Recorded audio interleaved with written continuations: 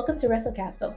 I'm Bijan, and today we're actually going to be talking about Monday Night Raw. It's been quite a while since I've done a video like this. There's some things that I wanted to discuss. There were some bones to pick, a little bit of a rant here and there, and some good things that I saw. I'm glad that Rio won the Women's Tag Team Championships. They've worked so hard. At first, I was a little about them working together because them going against each other, them as frenemies, them going after the Women's World Championship, the beef that they had, the back and forth, like their ring work, the matches that they've had together against each other have been absolutely amazing. But the whole storyline with Rhea Ripley having Io's back, Io being between Rhea and the Kabuki Warriors, Asuka and Kairi Sane, and the breaking down of that friendship, like that got me so invested in Rio, their friendship. And now that they're champions, I feel like they deserve it so much. What's going to be next for them, especially with them going against, Charlotte Flair and Alexa Bliss, because you and me both know that Charlotte and Alexa, they've been saying they got dibs, okay? They've been calling it. That segment with Gunther and AJ Styles, I was actually expecting it to be better than it actually was. And even after he essentially retired John Cena, made him tap out, that controversy, all those things, I was like, you know what? I even said this in my reel. This is a great opportunity for Gunther to take all this heat that he's getting, making John Cena tap out, and twist it for his benefit. Like, he can really benefit from this heat. This can really elevate him as a heel. I was like, okay, I see they cooking. WWE might be cooking something here. Every time Gunther comes out, we all know that the fans, I'm not trying to throw shade, but all y'all keep saying is, you tapped out. That is so, get over it. Like, we gotta move past that, because he's done so much more after that. Like, that's all y'all can chant. And like I was saying before, this was a great opportunity for Gunther to be like, well, I tapped out John Cena, so what about that? And he did that, but that's basically all he does. He keeps saying every time he comes out, John Cena tapped out. He tapped out like a little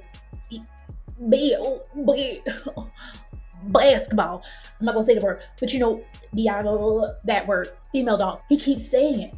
And they even got a t-shirt. That's cute. But what else? Like, there's so many other things Gunther could do with this heat. People are still pissed off about the whole John Cena situation. He could burn freaking John Cena's shirt or his hat, or he could milk this a little bit better than he already, like, right now he's not milking it enough. I really do not think he's doing this justice. He has this amazing thing in the palm of his hand, and it's not being utilized, and it's going to die down to the point where fans are not going to care. And with AJ Styles coming out, because they've been teasing this whole thing between Gunther and AJ Styles, and I've been freaking here for it. So I was so invested in this segment, only for AJ Styles. Yes, him slapping the shiznit out of Gunther was top tier, but with Gunther not doing anything after that, I know this is TV. I know this is WWE storyline, all the stuff like that, characters. But I know darn well, if someone slaps the shiznit out of you, you not just gonna be like, be so for real now. Any other person, if you would have got slapped or something, you would have rocked back. Now I get it. But it could have been a push. It could have been a something. And not, okay, backstage, oh, I'm gonna get you. We gonna have this match. Sir, can we be a little bit more realistic with people's responses to getting slapped in the face? Okay, I'm not saying have a full-out brawl, slap fest. I'm not even saying that, but maybe a push or something, because that made Gunther look like a straight up Beyond sandwich. Okay, Beyond Meat sandwich. And if that was the plan, that was the point, okay, good job. I am disappointed that Maxxine Dupri lost the Women's Intercontinental Championship, especially so soon. How many defenses has this girl had? One? Come on, y'all. Barely. We got awesome vignettes of her training with Natty and all this stuff like that. We got promos of her slowly but surely coming out of her shell, trying to learn how to work the crowd, acknowledge the crowd, cut promos, look dominant as a face who newly got their first championship. I don't even feel like Maxxine got enough time to really feel comfortable in having this championship. And she didn't have barely any defenses. Like, I just felt like it got cut too soon, and I'm wondering why. Like, what is this with Becky Lynch getting the belt back? Granted, Becky, I will say, she has been, every time she gets the belt, every time she gets that women's IC title, she elevates it. Hands down. I know a lot of people be like, I'm tired of Becky getting the belt. I'm tired of Becky having championship. She's one of the 4 horsewomen. Let's stop pretending that she's not. Let's stop pretending that she has not been giving back to the women's division. How much Maxxine has grown. Not only, and I'm not even talking about the ring work and the behind the scenes and putting in the work and working with Natty and other people, going up against Becky, who is so good on the mic. Like, she can hold her own, no problem. For Maxxine to go up against someone like her, like that, this is only going to elevate her, but I feel like it was just cut too short. I still see that there's so much more growth that Maxxine needs, and that's totally fine. She's only getting better and better, but it's just, I can't help but to see it, especially when she goes up against someone like Becky, you know what I'm saying, who's a lot more seasoned than her. But that's nothing that more training and more experience and more being in the ring and being on TV that's going to help. That's only going to make it better. The Usos being World Tag Team Champions, still cutting a promo in the crowd. Okay, I gotta say, the highlight of the night for me, I don't care what nobody says, bro. Raquel Rodriguez started beating the shiznit, the freak out of a already injured Stephanie Becerra. Now, I love me some Stephanie Becerra, okay? But I will be a Raquel fan forever and a day, and I just love that she was beating the crap out of Stephanie. It is Raquel's time.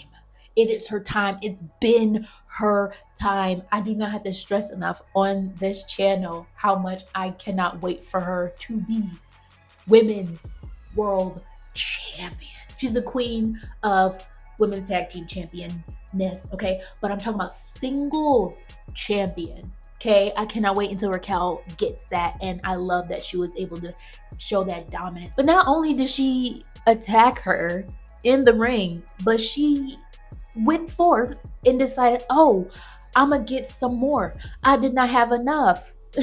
And attack her backstage.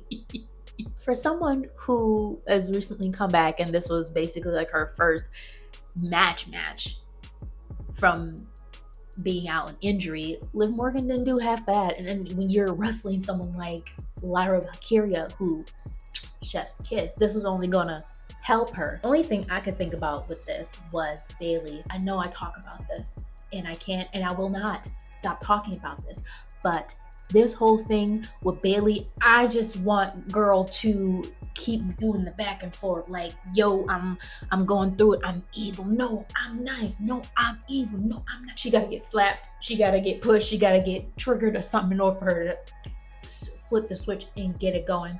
Like, I want more of that. I feel like they started off strong with that. Bayley having this internal battle, only for it to be subdued, and now it's like, okay, she gotta have like a little, like, I feel like, yes, I should be talking about Lyra Valkyria versus Liv Morgan, but I mean, no, Bayley, like, they need to work on that thing and bring that back, because at this point, I'm glad that Bayley is, you know, helping the women's division, and every time you see Bayley, she's helping somebody, and right now she is helping Lyra Valkyria and being by her side and stuff. But I'm just like, Bayley has got so much, and y'all toyed with me, played with my emotions. It just died down. I'm just like, what the freak? Like, I was into it. Were other people not into it? Like, man, or are they gonna bring it back?